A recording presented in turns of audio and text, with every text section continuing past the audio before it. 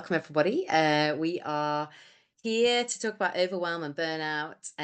My name is Dr. Nicola Eccles. I'm the head of Mental Health and Wellbeing at On Wellbeing. We are a digital skills-based solution app, and we work with organizations in all sorts of ways to help manage mental health in the workplace. So what we're going to do this morning, is we're going to try and aim for about half hour, 40-minute sessions. We're going to keep it nice and punctual. We're going to introduce ourselves, then I'm going to introduce the topic. We're going to talk about the impact it has, and then we're going to head straight to some solutions, because we talk about feeling overwhelmed, we talk about feeling burnt out, but not many of us actually come up with some real world application, and that's what we're going to try and do this lunchtime. So without further ado, just a little bit more about myself. I'm a previous academic specializing in health behavior and behavior change. I now work sort of exclusively in digital application using that mental health and behavior change knowledge.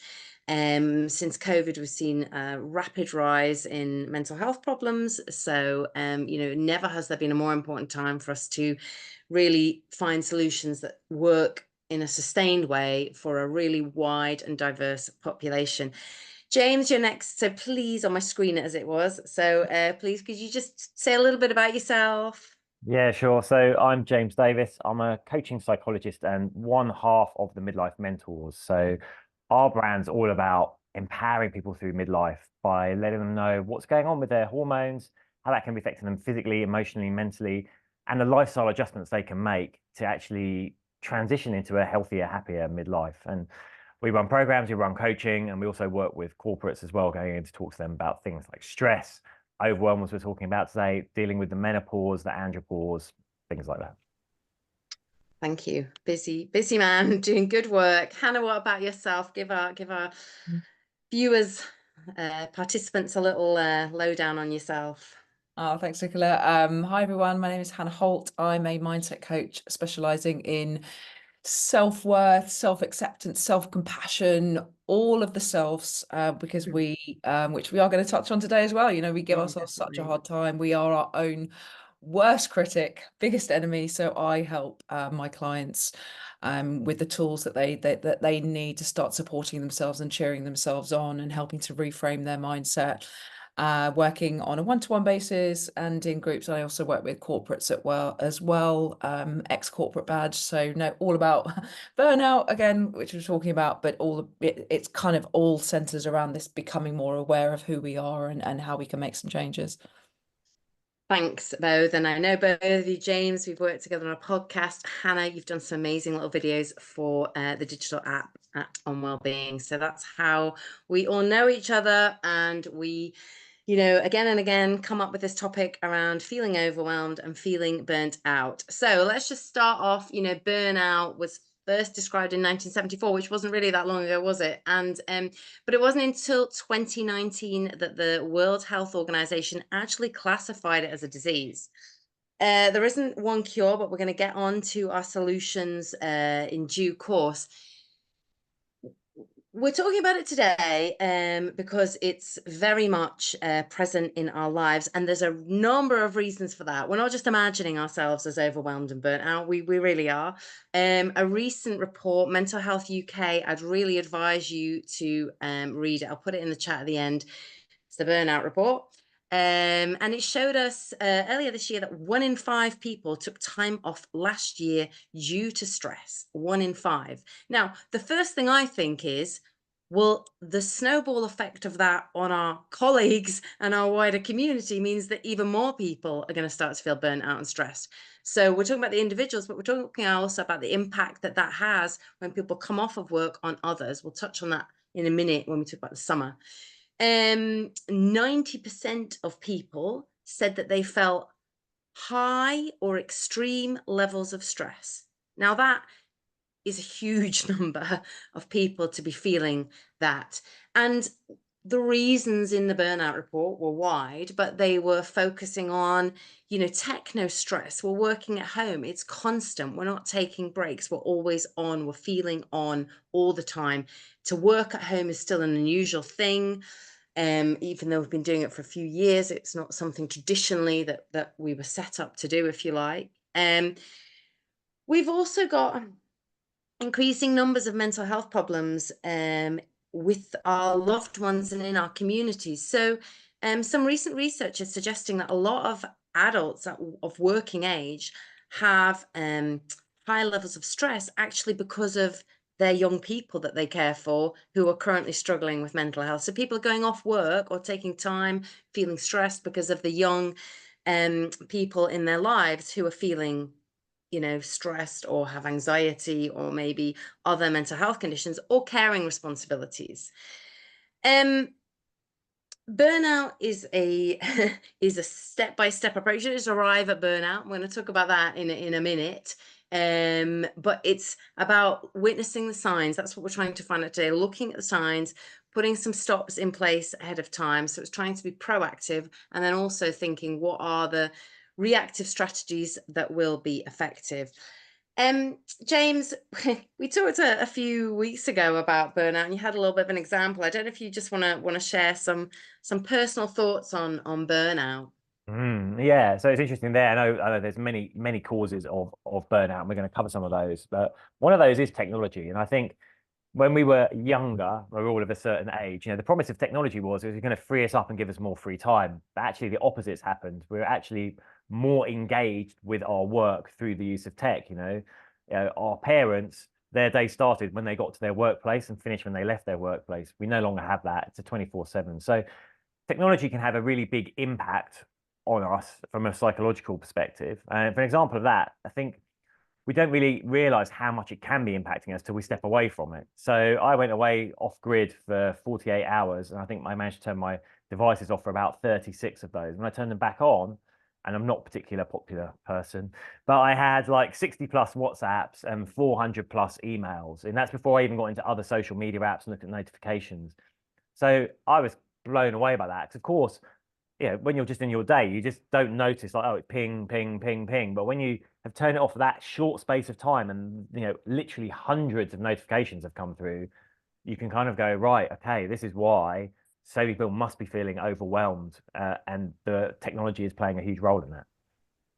I think you made some really good points there, James. And I think it was Johan Hari who recently wrote a book about this. And he Stolen talks about Focus, brilliant book. Stolen Focus, right. So he talked about us having something like in excess of 111 disruptions a day, and that's just as a minimum. So if we think about the fact that your brain is stopping and it has to restart every time you're getting a disruption, and that is another little techno stress when we're not in the flow and we keep having to reset ourselves.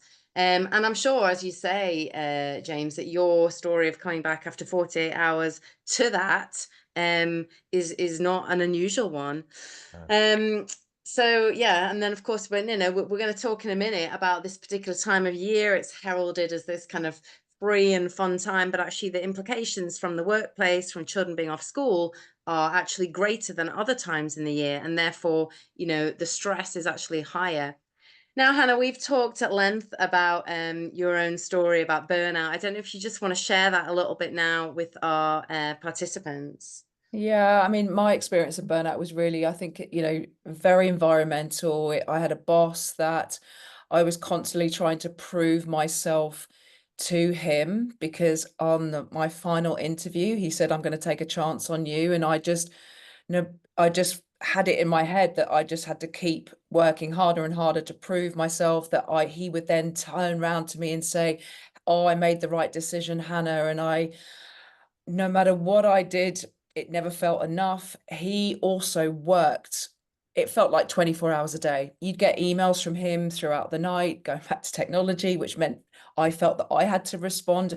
And as much as I wasn't interrupting my sleep, the anxiety that built over what you're going to come up, what emails are you going to see, like, is there something I should have done? And it was, his expectation was so high. I just I burnt out just trying to, and it was just got to a point where I was just so physically exhausted that I couldn't get out of bed, and it was just impacting my relationships, impacting my sleep, my food, everything, because I didn't feel that I had the awareness to say, I'm doing my best. There's only so much I can do. I'm only human. Let's take a step back. And I just ignored all of the signs that my body was sending me. And that's kind of like how we end up in burnout, right? We ignore the signs. And I think the trouble is we're in an era of job insecurity, right? We know that. The economy, we have job insecurity, and if you have job insecurity, then your default is to say yes I can, not no I can't. And how do we get around that? I think I just want to ask Hannah, and there might not be a simple answer, but this problem of not leading by example, right? How do we get around this? The culture of overwork continues to be celebrated. Productivity is seen as a skill, as something coveted, and we still equate productivity and overwork with being a better person, if you like.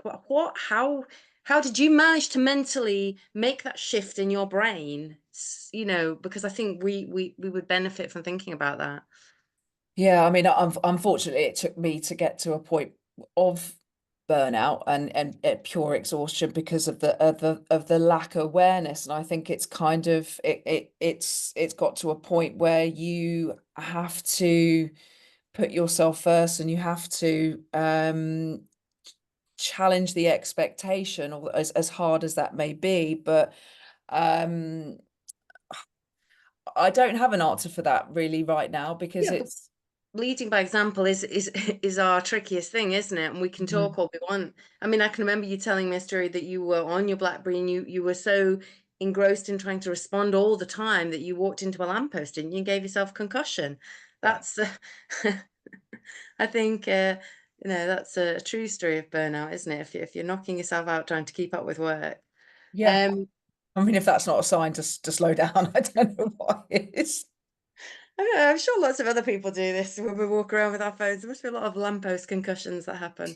But hopefully not because of responding to work emails. Well, we're going to hold that one there then, because I think that's an interesting one for us just to hold and come back to when we think about our solutions. So one of the biggest problems is that CEOs, line managers, people who are leading us cannot lead by example because of the own internal pressures that they're feeling.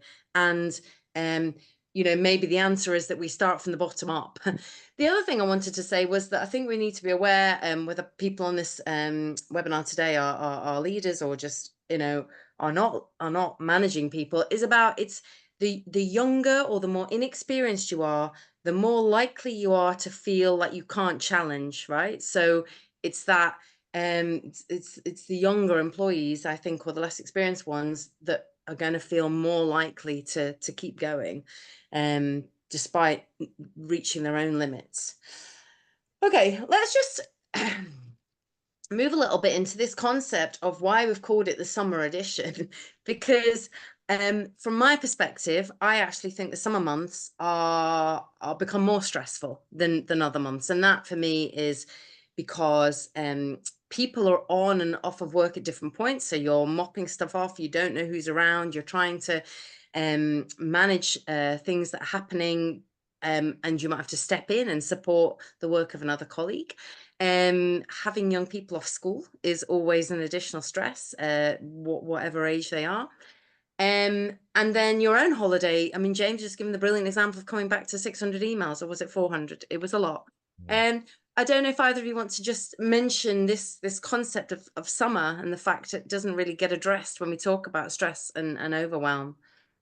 Yeah, I mean, I think it's interesting. We look forward to it, but actually, it can be a much more stressful time because kids are off school, so we've got extra responsibilities there for many people, kind of looking after their kids, juggling that with what they're doing anyway. But then it's interesting. We still feel this pressure to perform from a work perspective, but it can be hard to because everything quietens down because people are off taking holidays. So it can take longer to get things done, and that can build like an internal psychological pressure as well. Maybe it's time, but it's interesting because I don't think the UK was in this place with August maybe like 10 years ago. And we know countries like, France, Italy, Spain, they shut down in August completely. They're just going to like, no one's working. That's just the way it is. And there's like climate reasons for that.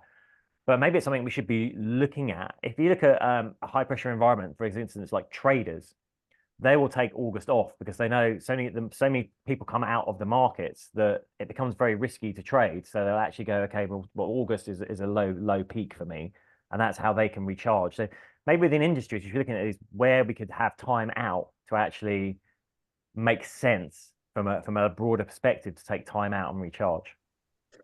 A really good point. And when we think about this, when we think about overwhelm and stress and solutions, it's this seasonal approach. It's like you've got to create downtime. You've got to create these moments to decompress. And I mean, obviously everything can't shut down for August because things have to keep going. But it's an interesting concept, isn't it? To build in perhaps lower expectations seasonally.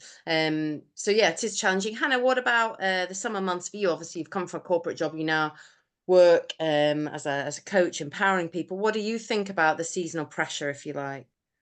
Yeah, I mean, it's kind of, again, it's environmental. It's also like the identity that we've created when we go on holiday. We've got to get through our to-do list. We've got to do the handover notes that no one will end up reading. Yeah, right. Got to do all of this. Like, we've created the identity of being stressed, having to do all the things, when ultimately it's kind of like, do you really have to do all of this? Like, setting your own expectations, and it goes back to, like, when you've got someone who's saying they want this from you and it's got to be done. Has it got to be done? When has it got to be done? So actually trying to have more of a voice and saying, okay, can I get that back to you next week? Oh yeah, fine, no problem. I don't need it. But we think we've got to do something by a certain date, but we actually don't even ask. So I think it's just again coming back to this awareness piece of actually, what do you have to do, and have you just created an identity from yourself because you've always been doing it that way? Yeah, so what is essential? There's a great book a guy called Greg McKeown, K. McKeown, and it's about essentialism, and he talks about like what is essential and what isn't. And we're so, it's that concept of being a busy fool, isn't it? We're trying to juggle and do everything and get things back. And it's like, well, like you say, take a break, have a look. When does it have to be back for? And in the summer, particularly, with people all over the place, is that something that we need right now? And what does right now mean? Um, the impact of stress and burnout and overwhelm, it's not just a media headline. I think, it's important that we underline it's got some really serious physiological and psychological consequences. So, the link between coronary heart disease and stress, is absolute and proven. So we know that for a starting point, but also things like, stomach pain, back pain. It's all been related to burnout, to overwhelm, depression, anxiety. And when you reach burnout, so it's like 5 stages to burnout. When you reach actual burnout, you can't cope, you can't do it anymore. That isn't something that a 2-week holiday is going to get you back from. We're talking about months of retraining, of mental rehabilitation, of cultural reshuffling in the organization. And it often leaves people so scarred and so lacking in confidence to go back to where they were, that it's a very, very sad kind of end. So why we're talking about burnout and overwhelm today is because we know it's such a progressive thing that stepping in earlier and supporting ourselves and others is really, really important. James, I don't know if you have any, I mean, you've worked with loads of different clients, anybody that you can tell us about that's burnt out that could have, a story about the impact? Yeah, so sure. I think it's really important that everyone understands the signs. Awareness precedes change, and the earlier we can pick up on it, the earlier we can head it off. Because I would say stress is the precursor to burnout, and that can be marked by kind of very frenzied activity, and we go. But when we actually come to burnout, it can be completely debilitating because we actually tip over into like losing motivation, and it can be really hard to move yourself from that place if you're thinking, I just don't want to get out of bed today. In terms of what can work, you're right. Taking a 2-week break will give you temporary respite, but sometimes it's about changing the environment. So, for instance, I worked with a client that had to take time off work for it. He felt nothing was going to work. But actually, then his employer was like, well, here's a different business we can put you in. It's a completely different location. And just that environment, it was done. He was up and flying again straight away. It's just a change of environment. The pressures he'd felt previously were all removed. So he could go forward. But I think it's really important people recognize when they're getting stressed, how that manifests for them, and are aware of the health impacts. I mean, stress is, we call it the silent killer, and it is because, as you've alluded to there, our heart rate goes up, our blood pressure goes up, we're likely to hold on to abdominal fat, we lose our pain sensitivity, our serotonin dips. Actually, it rewires our brains for more anxiety. So if we allow ourselves to be stressed for a long time, we're actually making ourselves more anxious for the long term. But if we can start recognizing what's happening and taking preventative measures, then we can kind of head it off at the pass before it becomes completely debilitating. You're really right about that. The snowball effect. So the physical stress response actually creates more stress, and actually you can physically intervene earlier. I mean, we're not going to talk too much about this today, but with breathing techniques, with physical activity. Yeah, and I mean, James, you just kind of commented on this, but just to be clear, the key signs of burnout, and there are three, is total exhaustion even after sleeping. I mean, I think our grandmas would call it bone tired, like literally just you've slept and you're just exhausted all the time. Feeling that you're not very good, so that's the second one. Feeling you're not very good at your job anymore, and ironically, the longer you feel like that, you're probably not, because your confidence is gone and your energy's gone. Feeling like you're not doing a good job, even though you might just be doing it just as well. And then the other one is depersonalization. And what I mean by that is you're in a room, you're at work or at home, but you don't feel like you're in the room. So it's almost like you're sitting above yourself looking down. And you're moving about like that. I mean, sometimes we all feel like that, but if you're feeling like that regularly, along with the two other symptoms, then it could be a sign that you really are heading into the later stages of burnout. Hannah, obviously you have your own case study. Any other before we go to solutions, any other case studies of clients that you've worked with where we could just talk about burnout for a minute, and that they've had or their experience? Yeah, I mean, sort of sleepless nights is a big one that's come up, either not being able to go to sleep because you just cannot switch off, waking up in the night thinking that there's, trying to tackle your to-do list. So I think and for me personally, it was my sleep that was massively impacted, and we all know how we feel when we're sleep deprived. Everything feels harder and you question yourself even more. So it's kind of like, adding even more fuel to it, but it's kind of just that pure exhaustion which kind of sort of takes over and leaves you sort of feeling completely disconnected. So it's kind of like, doing things as you sort of just touched on, the coming back to your body, the mindfulness, the breathing techniques to sort of try and give you more energy and more awareness is kind of like my approach to it. But yeah, really, really tough. Sleepless nights, yeah, that's never a good thing when you're already feeling stressed. Okay, so we've talked about the summer, the sort of why we think it's so important to address this in the summer months. We've talked about burnout itself, what it looks like, what it is. We want to address solutions because there are immediate, there are long term. Now I'm not particularly talking today about a cultural perspective, because let's remember that preventing and curing, if you like, stress and burnout comes from the individual, but it also comes from the organization. So it is a joint responsibility. Some people don't like that. Some people just want to think it's down to the organization. Other people just want to think it's down to the individual. It isn't. It's very much a joined up approach. But today, particularly, I'm going to talk about individuals or teams of colleagues, what we can do rather than a structural, hierarchical organizational perspective. So I'm going to share some top tips, and then I'll pass over to our other experts for that as well. So one of mine is a mindset. Always, if you can't change it, change the way you think about it. So, when it starts coming over you, and the emails and the work and the phone call, and you can see your kids messaging you, pick me up, and your mum's calling it, and it's all coming over you. One of my key things is you say, I'm not overwhelmed. I know that sounds a little bit simple, but sometimes you've got to change your mindset. You've got to almost reject that concept. I am not overwhelmed. I am managing this.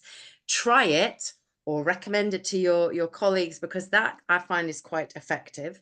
So that's one. Another one is not to stay in overwhelm. And I got this from another wonderful person who's got an organization called a Better Workday. Her name is Neve Moynihan. She talks about circuit breakers. She talks about having these regular circuit breakers in your day. It's so easy to not put circuit breakers in because let's just keep going. Let's just keep going. So, you have to force these circuit breakers and usually it's a green space, it's fresh air, it's moving.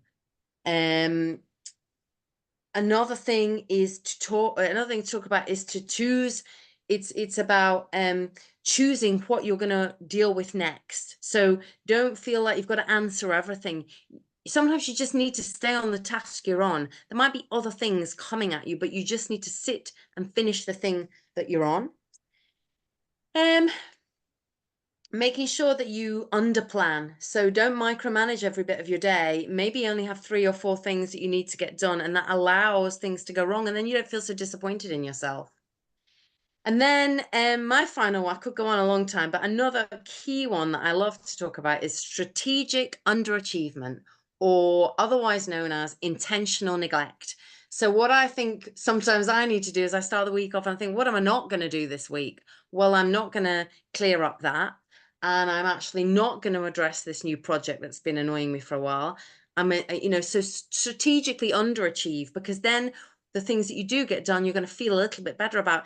You've always got to think, how am I going to give myself a boost here, rather than feel cross at myself, because we're very good at having an inner critic approach. So those are some of mine. James, top tips for avoiding stress and burnout, and Great what's tips there worked? from you. I think we need to be aware that we're integrated beings, right? I think when we go into stress, we know that the hormones that are fired will make us have certain behaviors. So we'll crave certain types of food. We'll often go for like starchy, sugary foods because our body thinks we need energy for the physical encounter, but we're having a physical encounter. So that's going to just add to stress inside the body. So we want to make sure that we're cleaning up our diet, whole foods, minimize sugars. That's inflammatory to the brain, to the gut, to the body. We want to make sure we're moving as well. So people often overlook this part. Just getting out and doing some movement can help, like bring our blood pressure down, alleviate stress, getting outside into nature. I'd say one of the biggest things you can do is make a plan and be effective at setting your boundaries, because the thing is, our subconscious loves the concept of certainty, and we saw this with COVID and lockdown. When that was taken away, that's why we had such anxiety levels went through the roof, because this illusion of certainty that everyone had and what my days all look like this was gone. But you can create that for yourself, create your own routines within the day that you can stick to. That will give a level of safety to your subconscious, and along with that, learn to protect your boundaries. Just remember that when you say yes to someone else, you're saying no to yourself. So just be clear on those, I think. And lastly, make sure you are recovering, because I think the temptation in modern life is just we're human beings, not human doings. But the temptation is to keep skipping around this to-do list that's never ending. When you've accomplished a goal, step back and just take the time to reflect on it, withdraw, allow yourself to drop into what we call the fertile void, and then reassimilate for your next challenge. Yeah, and the difficulty there is having that conversation, or like a talk, going back to that job insecurity, the where we are in the economy right now. But it's for colleagues to have the, I suppose, confidence to go and say, I need to create these moments in my week. And maybe, like we say, if the leaders and managers can't do it, we have to lead by example at another level. Hannah, top tips. I mean, sleep is a big indicator, you said, and talk a little bit about the self, Hannah, because I think I'd love you to share some of your perspectives on self-confidence and how self-confidence in its own way builds resilience and prevents burnout. Yeah, I mean, that's kind of what I was going to lead with and sort of touching on what James is saying about reflections. When we are in that state of stress and overwhelm, we are so focused on what we're not doing well. So what I really love, and I've introduced it for myself and all of my clients, is this end of day reflection or end of week reflection, if that feels too much. So what went well today? What did you achieve today? How many emails did you answer today? How many meetings did you have? How many, like all of the little nuggets, all of the things that you are actually doing, because we are making way more progress than we give ourselves credit for. So end of day reflections are really good. Also really good to do before you get into bed. 3 things that made you feel successful today, 3 things that you did well today. And then you're ending your day on a high rather than looking back at all the things that you didn't do. Another thing that I think is really good is sort of, again, interrupting, having that break, is just doing like the 5 senses check. So 5 things that you can see, 4 things you can touch, 3 things you can hear, 2 things you can smell, and 1 thing you can taste. And that just, again, brings you back into the present moment, because when we're stressed and anxious, we're thinking about what we got to do next or what we didn't do well a minute ago. Bringing yourself back into the present moment, grounding yourself, is really important to calm the body down. Would be sort of my couple of top tips. I think those are some really excellent pieces of advice, Hannah, because what we didn't touch on, because we haven't had time, but mindfulness and being mindful as a practice is so incredibly difficult, but so powerful. And the world that we live in, we've talked about this at the top of this session today, the techno stress, the constantly online, that just a stream of interruptions on our phones. And so our brain's constantly seeing a message, darting, and being mindful. So hard, but it's so good for us. And those 5 senses things. So when would you do that, Han? Would you do that at the end of the day? Would you do it anytime? What is that? I mean, as often as possible. Even, we're on our screens all the time, on our phones. Even if you can just take a moment just to look outside, get your eyes to look at, can you see trees? Can you see the blue sky? Just to disconnect from the noise is so, so important. I mean, you can even do it like just putting your hand on your heart, stimulating your vagus nerve, calming your nervous system, bringing it out of fight or flight. So then you can focus and you can be more productive, because when the body is stressed, it's focusing on, the tiger that's sitting on your sofa behind you, rather than getting through what you want to do that day. That's just so true, isn't it? And it's funny because you're talking about looking out the window, taking your mind.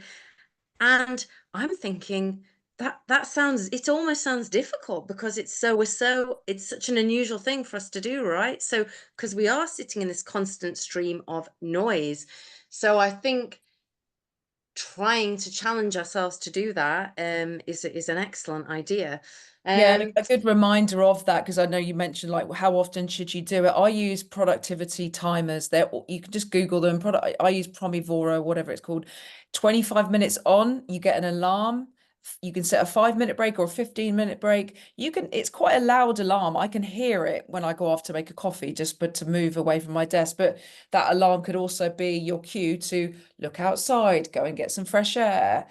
Just do your 5 senses, just that little. And I find that when I'm in my 25-minute zone, I am there, I am focused, I'm getting that task done, and then I'm taking a step away. And the thing is, we talked about productivity and being overrated and a culture of overwork, but still, that doesn't get away from the fact we want to be productive. We want to do our job as well. But I think, Hannah, you've just nailed it, because you've just said, but when you are more rested and calm, you naturally will be more productive. You have that creativity. We're not at our best when we're constantly feeling surrounded by noise, and challenged in that way. So I think, that Pomodoro technique, that's a great kind of thing for us to close on. It's that, here's the time I'm going to work, and now I'm stopping. And if you're in an organization who love to put meetings back to back, then we know better now. It's 2024. Encourage yourself and your colleagues to have circuit breaks, to not have back-to-back Zoom and Teams. It's extremely draining. We know that now. Thank you very much for joining us. Anybody that wants to ask us anything could do so on the chat now. I know it's always a little bit awkward to pop a question in, but if you had anything, then we would be happy to answer it, to do with maybe our solutions or concerns about colleagues. otherwise, we can you can email me. I'm just putting my email in the chat now.